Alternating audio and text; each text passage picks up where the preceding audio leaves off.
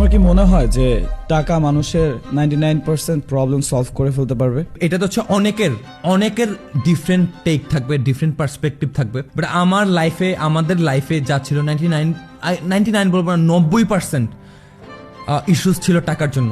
টাকার জন্য আমরা ভালো একটা স্কুলে ধরো পড়তে পারতাম না, খাবার খাইতে পারতাম না, বাসা ভাড়া দিতে পারতাম না, লোন করা লাগতো না, এভরিথিং। সো এই টাকার উপর বেসড করে হচ্ছে আমাদের মানে যত নানান রকমের সমস্যা। সো আই উডন্ট সে যে একেবারে 99% সমস্যা আমাদের সলভ করে ফেলবে। একজন একটা কথা বলছিল যে হ্যাঁ, তুমি টাকা দিয়ে একটা খাট কিনতে পারবা, একটা বালিশ কিনতে পারবা, বাট তুমি ঘুমটা কিনতে পারবা না, রাইট? সো এই জিনিসটা খুবই ইম্পর্টেন্ট। টাকা ওই জিনিসগুলোকে সলভ করে যেগুলো টাকার দরকার, বাট দিন শেষে আমাদের পিস অফ মাইন্ড, পিসটাই দরকার। আবার টাকা না থাকলে পিসও থাকে না। সো সবকিছুর সাথে কানেক্টেড, বাট লাইফে টাকা অপরিহার্য। তুমি কখনো টাকা বাদ দিয়ে ভাই লাইফটাকে গণতে পারবে না, আবার টাকা সহ শুধুমাত্র টাকা নিয়েই তুমি লাইফটাকে হচ্ছে গণতে পারবে না। সবকিছু মিলিয়ে আমাদের লাইফ।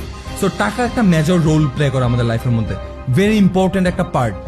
আমরা ছোট থেকে পরে বড় হয়েছি যে ইউনো একটা মানুষের মৌলিক চাহিদা হচ্ছে খাদ্য, বস্ত্র, বাসস্থান, চিকিৎসা, বিনোদন, বাট আমাদের মৌলিক চাহিদার মধ্যে টাকা থাকা উচিত। তুমি লাইফে লিড করতে পারবে না।